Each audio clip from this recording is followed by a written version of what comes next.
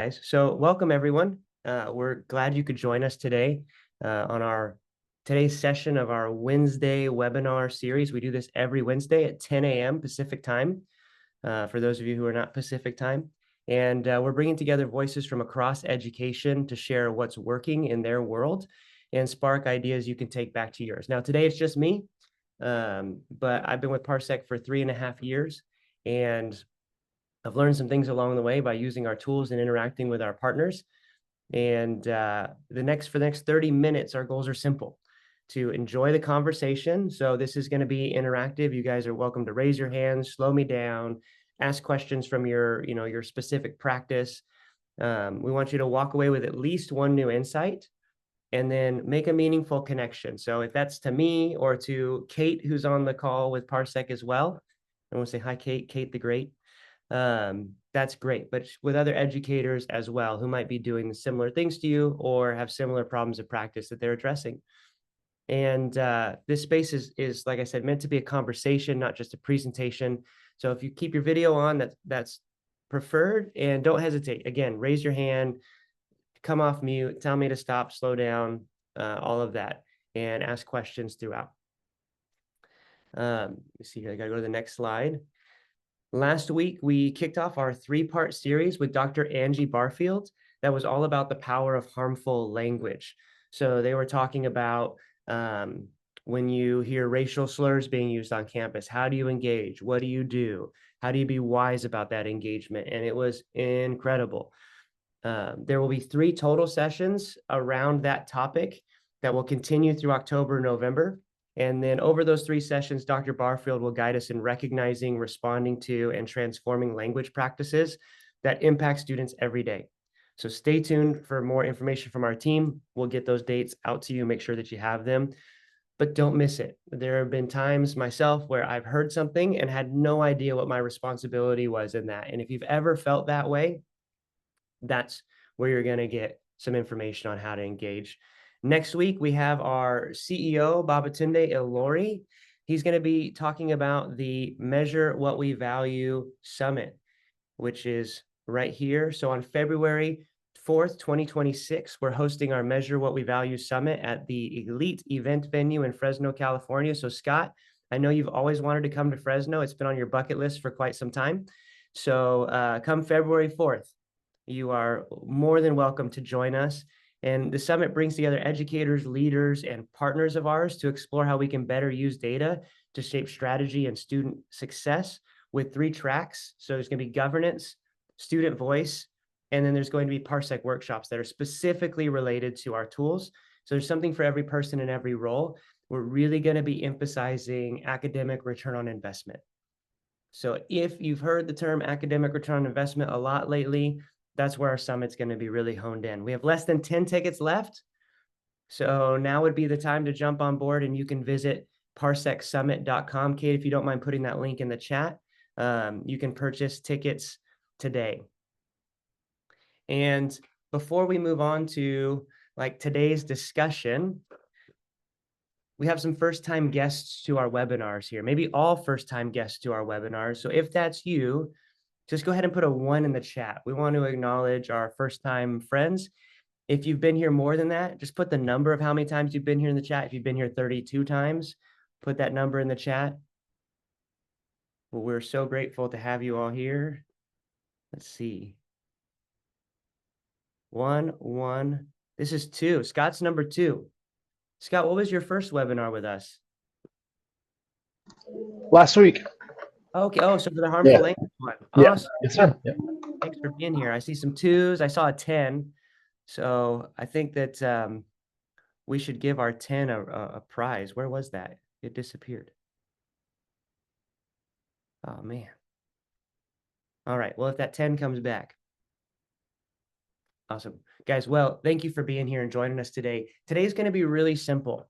We're going to be talking about back to school data and how to prep for that. Now, we're a little bit beyond back to school, so some of this will be okay. We'll put this in the banks for next year and use this as a resource and how we're thinking. But we're also going to do a little bit of connecting this to the mid-year LCAP update, and some qualitative components, some things that you can be doing right now in light of the data that you received and where you want to be. All right. So we're going to talk about early analysis. So when should we be looking at data? How quickly? We're going to talk about early intervention. How do we engage? How do we plan to engage? And we're going to talk about goal setting, which I actually think is the most important part of all of this, because the school systems that we see regularly succeed in growth and in proficiency, whatever your assessment is that you're looking at, are systems in which students have been invited in to own their data and own their progress. In those systems, we see higher levels of success, whether they are high socioeconomically disadvantaged or low socioeconomically disadvantaged, right? Because we're all moving in the same direction. It's all about growth. But before we get started, I just want to ask this question, because this is the thing that is probably the most prohibitive to analysis in most systems. But what is the most time-consuming component of analyzing data for you all? And we'll take a few seconds here to let you think, because sometimes it's hard to answer right off the bat. You can come off mute or put it in the chat.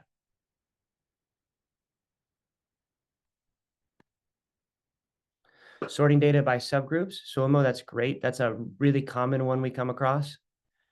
It's either finding the data or reading the data. Scott, that's 100% true, right? I got to go get it and bring it together and put it in a Google Sheet, and then I've got to analyze it. And you spend more time doing one and less time doing the other. It shifts the quality on either side.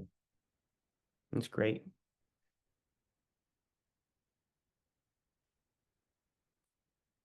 Tanya, I really like the design on that dress. It's lovely. Thank you. All right. Yeah. So these are really big subgroups. So Solma, I'm guessing you're in California, or where are you at, Solma? Yes, California. What school system are you with? It's a charter school, Camino Nuevo Charter Academy. Yeah. Awesome. Well, thanks for being here. Yeah, in California, like, I mean, that's like this in every state that I've looked at their accountability models. It's all come like you're accountable to your overall results and then your student group results. And then the student groups have varying needs. So being able to easily go, hey, click, this is how all of those students in that student group performed is a major win. And it goes to Scott's point as well. If I can spend more time analyzing the data than finding it, I'm going to be in good shape. And this is really what our tools are built around. I'll show you a little bit of what they look like today, but I wanted to give things that whether you use our tools or not, you will have success. And so early analysis, if you wait, it's too late. I was overhearing someone discuss at an event that I was at, they're a California school, and it was October. And they were like, yes, we finally got our state test results into our system for analysis. And October is not too late, because it's never too late if you can approach the data appropriately. But realistically, that data starts coming in June, and we should start looking at that immediately. So I've broken everything in this session down into simple do's and don'ts, and then we can discuss around those. But I like simplicity, do's and don'ts. So let's talk about the do's. Tracking cohorts, so matched and unmatched. What this means is you want to be able to look at the same students 1 year to the next, right? And that's regardless of student group. Sometimes students can transcend student groups as they move throughout their time in education, but you can also look at it by student group. And you want to be able to see that this student do meaningfully better the next year, looking at their same test scores. And guys, AI can help you do this. You do not want to enter attach your state test files to AI, because that's feeding PII to the algorithm. But if you know what you want to do, you can say, hey, AI, I've got these two sheets. They have a common identifier, and I would like to put the results from this sheet into column F of this sheet. And so that can pull in, and it'll give you like a, what's the word I'm looking for? It'll give you a formula that you can paste in that one column. So if you don't have our products or you're using something else or you need to do analysis, don't be afraid to use AI, just don't attach PII, okay? Because you need a common identifier to unite data across different data sets, and that'll be your student ID, okay? The unmatched cohorts, what the unmatched cohorts do is they help you look at, as I see students move from 3rd to 4th grade, regardless of if it's all the same students in 4th to 5th grade, do I see improvement? Am I identifying that consistently we see 5th grade moving downward in mathematics, right? We're losing it every year at 5th grade, regardless who's in it. Those are things that help you identify where to focus by grade level. Focus will be important. You want to track local and state assessment results and coordinate early. Sorry, I put coordinated, and I hate my spelling errors here. All right, we're back. And I still spelled it wrong. And coordinate early.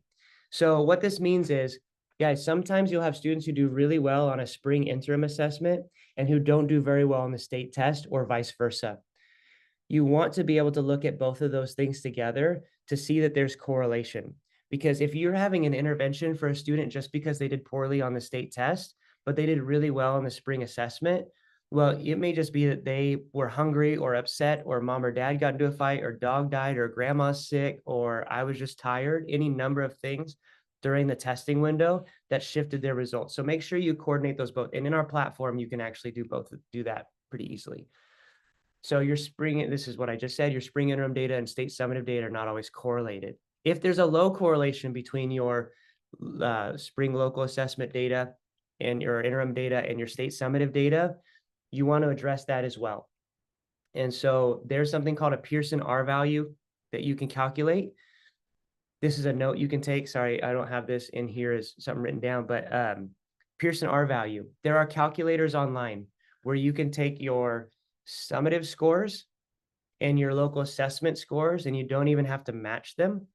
Or it'll do it by like cell in a column, and it'll calculate a Pearson R value for you. And what that's doing is anything above a 7 has a high correlation, and you want to see a high correlation between your local assessment and your state assessment. So here's some don'ts. Don't look at status and change only. So this is just 1 year's results in isolation. In California, the way that we get a color, you guys know this, is it looks at where you're at this year and where you changed from the previous year. So don't look at that only. You want to look at those matched students, because you're going to have students come in and out. And when you match them, or you at least look at a cohort, you're getting closer to what is really happening for everyone who's within your system and stays in your system. That's what's really important. And then don't forget to use spring local assessments data to drive fall decisions. This is really important. I see a lot of people neglect spring because the summative assessment's there. Don't neglect spring. That's where your growth data comes from as charters. It's part of your verified data. So don't neglect it. These are just some visuals from our platform now. This is a matched cohort DFS by grade level. So it's looking at, for all the students who took the test with us in 3rd and 4th and 4th and 5th and 5th and 6th, did they go up or down in their distance from standard, which is the way that we grade things in California? Did they go up or down year over year? And what you'll see is in math, you'll commonly see that 4th to 5th has a major distance from standard dip, which is really bad news, because the distance from standard to be grade level proficient is higher in 4th or in 5th than it is in 4th. And we got lower, so you're getting further away. And that's because of fractions being tested the most rigorously, but something to be aware of. And this is the same students that were with you 2 years in a row. So this is telling you, are they moving forward or not when it comes to that distance from standard? This is a correlation analysis, and really the student list down here is going to help you the most. You can right click and export that. But this is going to show you, this is a 3rd grade, and it's going to show you this student right here missed the 3rd grade local assessment results, but scored very, very high on the state assessment for 3rd grade. And these are the things that you need to be aware of, because this student would have been a false flag for intervention according to one assessment, and no cause for concern on another. That's why they have to be coordinated and why our system does that. And so do our education analysts alongside of you. And then we want to look at this growth metric. Now, the growth metric and local assessments like iReady and NWEA and some of those and Renaissance, they're 1 year's growth. They're still going to be helpful for understanding how you're moving the needle within a single year from fall to spring. It's not correlated to the standard. That's a stretch growth, not expected growth, but it is important because your job is to move the needle forward. And these expectations, they have really smart people using highly complex calculations to calculate this. So utilize growth and utilize it by student group. And our system allows you to filter by student group just by clicking a button. It's very easy. Now, when you get all of that information, you've done some correlation, you want to do early intervention. So plan to intervene. And for your do's here, you want to identify students who lost proficiency year over year, particularly large amounts of proficiency. And I'll show you our tool that we utilize to do that by student here in a second. But you really want to identify students who are moving downward. The spring assessment will help you clarify if that's a trend or if that was a one-off, because the spring interim assessment, if it's high, but their spring summative assessment was low, it'll tell you that something else happened and you need to address it. There's interpersonal things that address these scores. So you want to use your spring local assessment data to drive prep until state test results. So if you can't get your state test results in there early, your spring test results should drive decision-making and preparation for intervention at the beginning of the school year, even summer school. And you want to have a plan to engage students who are showing 1+ grade levels below in grade level proficiency, which almost all of the assessment vendors we look at, the interim assessment vendors we work with, are going to have a metric like this, and you want to be prepared for every one of them, because that means that they're going into 4th grade at a 3rd grade reading level or a 3rd grade math level. And so you have a bunch of antecedent standards that you need to work on in order for them to acclimate to 4th grade standards, which is, I mean, it's a lot more fractions is what happens in 4th grade and then in 5th grade. And then in ELA, you're seeing the same standards over and over again. They're more cyclical, at least in California they are, but they're increasing in intensity. So if they don't have the baseline, they're not gonna keep up. So intervention for those students, it's pretty easy in our system. And then you want to focus. So if you're trying to set an initiative across your district or your charter school system, you can't fix everything today. So one initiative in English and one initiative in math, maybe even by grade level or for grade level cohorts, is going to be helpful. But if you say, hey, we stabilized in math this or ELA this year, we're not where we want to be, or we stabilized in math this year, even though we're not where we want to be, we're going to focus heavily on improving our ELA outcomes just across the board. That kind of focus is going to allow you to have a greater impact.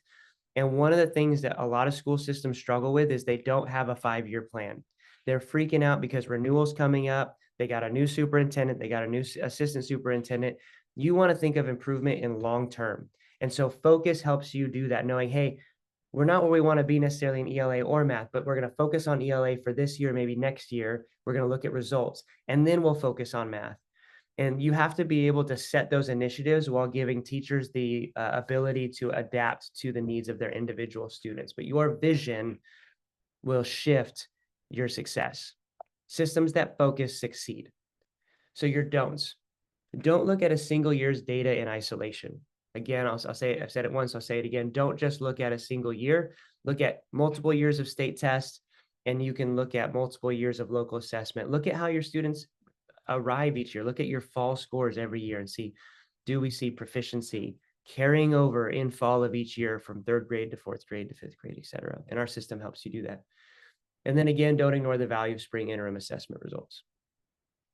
So this is one of my favorite reports in our dashboard ecosystem. So what this is doing is in math, it's showing me a student who went from 114 distance from standard on the previous assessment and then a -316 on the most recent one.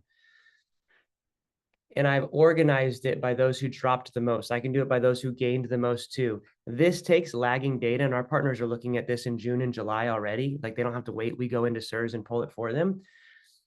But they are able to have conversations with students and move the needle based on lagging data with this. They're not working on the same standards each year, but these major shifts let us know that something major happened and we need to get involved in some way. And so, anything in here where they saw major dips means that some standard somewhere, it doesn't matter if they're standard exceeded or standard not met, we want to be able to engage.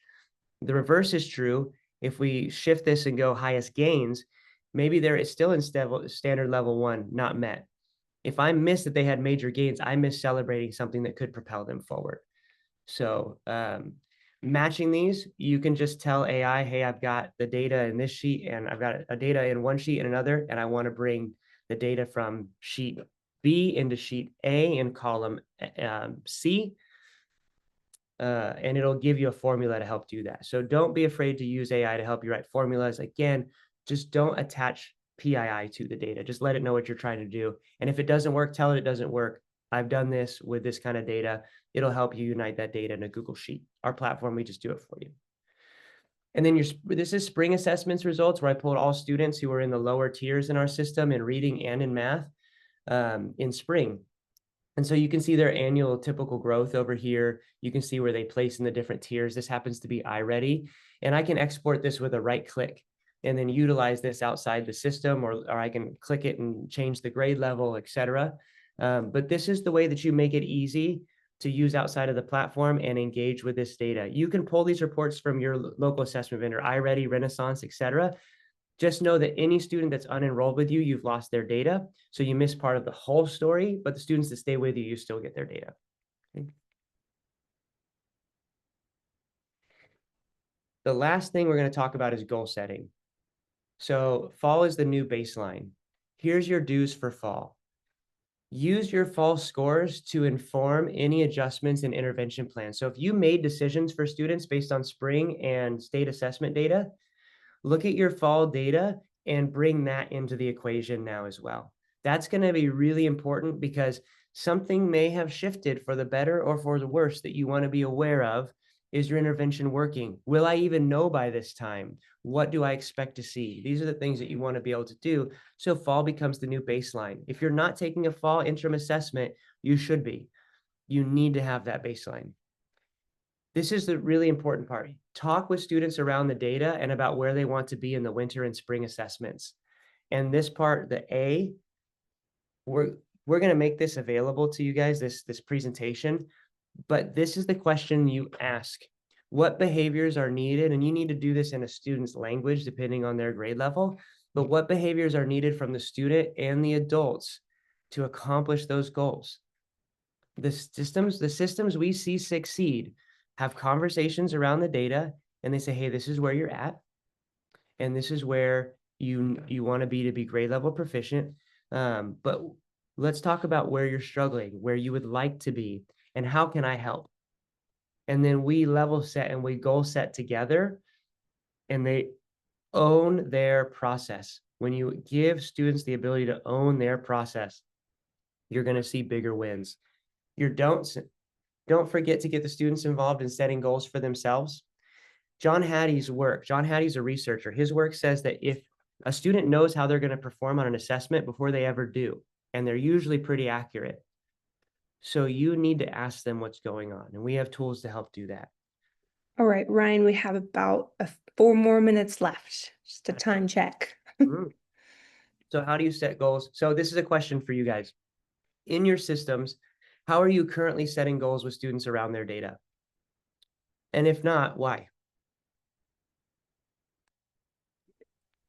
Do you want us just to answer, Ryan? You can answer in the chat. You can come off mute, Tamara, any of the above.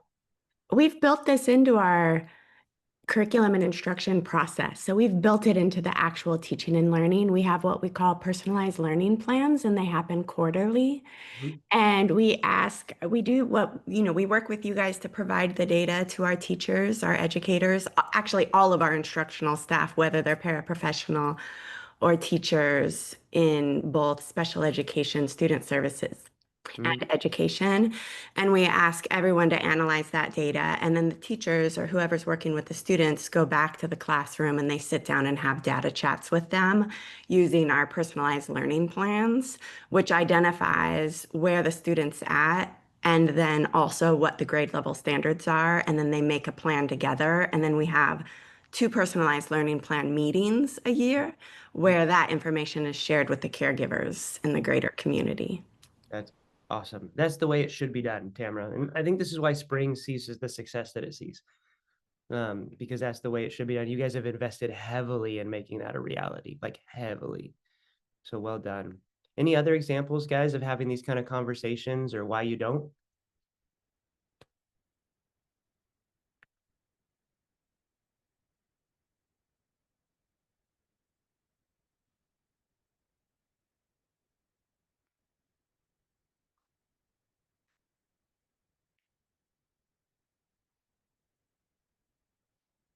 Yeah, I feel like departments like ours are ahead of the data and conversations game. So Scott, you're saying you guys are in a good spot. Thumbs up, yeah? I I think we are, but I think more to the point, special education in general, obviously dealing with a smaller population on a smaller scale, but I think that we're already dealing in very careful data analysis, and we meet with our students and families on a regular basis. So Great. Yeah, it's one of the benefits of being in the IEP world is you do have like this a smaller group of students, and you do interact with parents more frequently. So there's you create a system in which communication becomes more accessible. Well done. All right, final tips, guys. I don't know why I kept fall as the new baseline, but dudes, gather qualitative feedback. So this is a time of year, all of the summer data and the spring data and the fall data is behind us for the most part, and we should be analyzing fall data right now. But you should be asking questions of your students, and you can use Google Forms to do that. We have Parsec Real to do that, but you should be gathering qualitative information. How are you doing? Where are you at? How are you feeling in math? You said your goal was this, or where are you struggling in school right now? Those kind of questions will help inform if you're on track. For you administrators, connect your higher outcome teachers with lower outcome teachers of similar students, grade level teachers, for mentorship or just mutual improvement. It doesn't even have to be in a mentorship capacity, but just link them together because they're going to improve alongside of each other. And then this is something else our tools allow you to do, at least in California, Tennessee, and Nevada for right now. But find similar school systems that are doing better than you to lean on. You don't have to reinvent the wheel. So don't leave your teachers to improve alone. Don't try to reinvent the wheel. And don't forget to connect the qualitative with the quantitative. Those kind of insights, connecting to similar school systems, connecting the qualitative, those are the kind of things that you end up reporting on your mid-year LCAP to talk about progress that you've made towards your goals when you're reporting to your board on what you're doing, what you've spent money on, and what the progress looks like. In the meantime, it breeds an authenticity, and it lets you know we have a solid plan based on the fact that we actually know where we're at, where we're going. All right, we don't have a ton of time for any time for Q&A. We're 1 minute over. But any last second questions for anyone who wants to stay and ask them?